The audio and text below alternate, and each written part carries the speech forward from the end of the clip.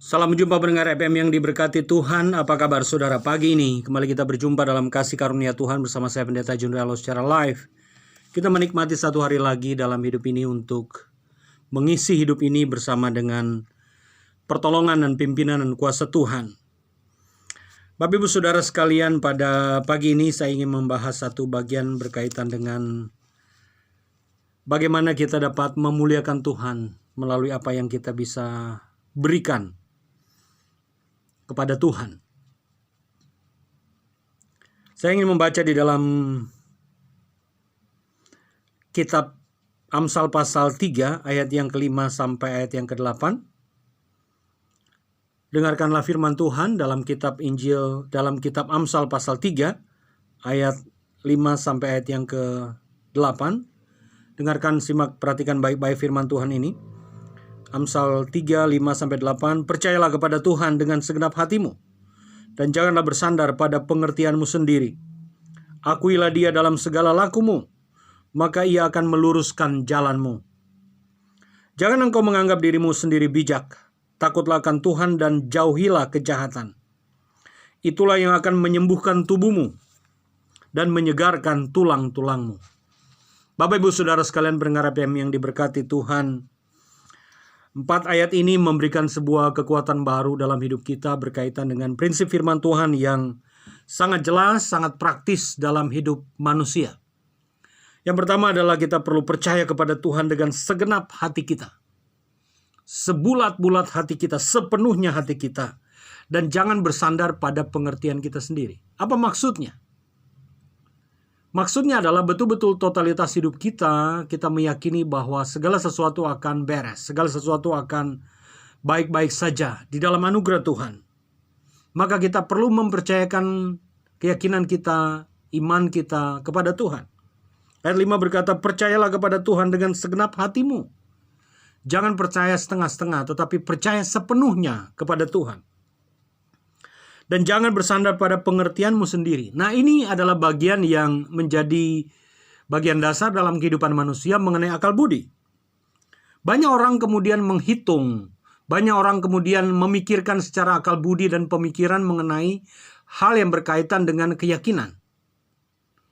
Bapak Ibu Saudara sekalian, keyakinan adalah hal yang tidak masuk akal, tetapi akal bisa masuk iman kita.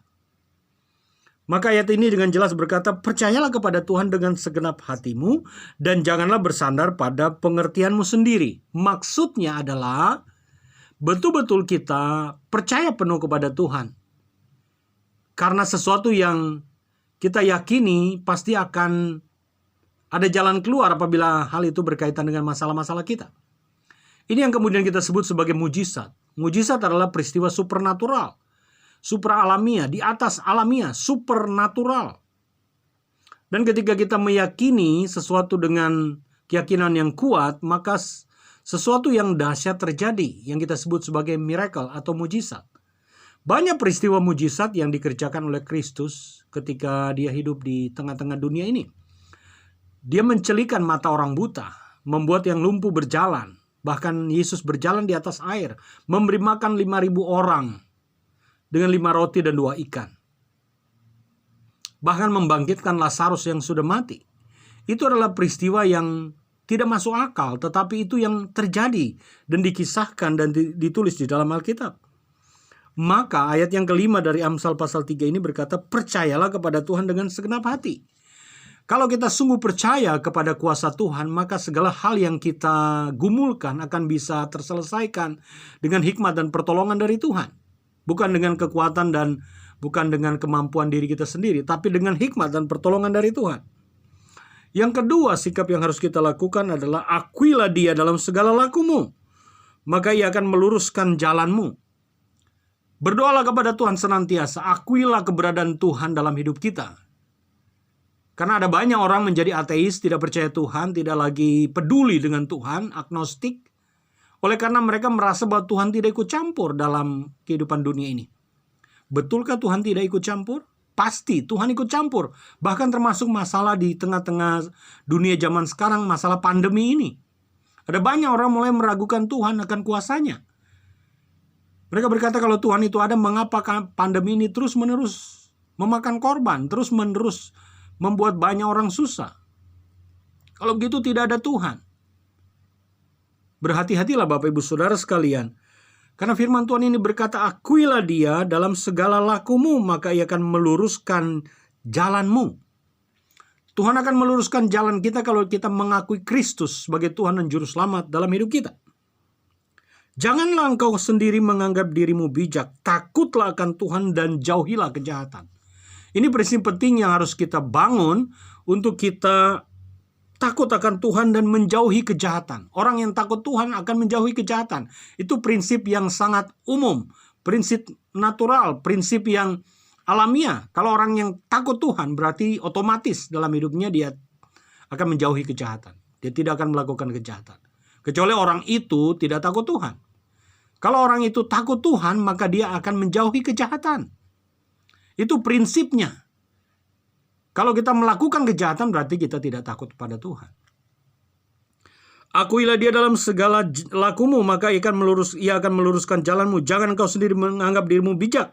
Takutlah akan Tuhan dan jauhilah kejahatan. Itu prinsip penting. Jauhilah kejahatan, takutlah akan Tuhan. Apa yang terjadi ketika kita menjauhi kejahatan dan takut akan Tuhan? Nah, ini ayat yang ke-8. Itulah yang akan menyembuhkan tubuhmu dan akan menyegarkan tulang-tulangmu. Itulah yang akan menyembuhkan tubuh fisik kita.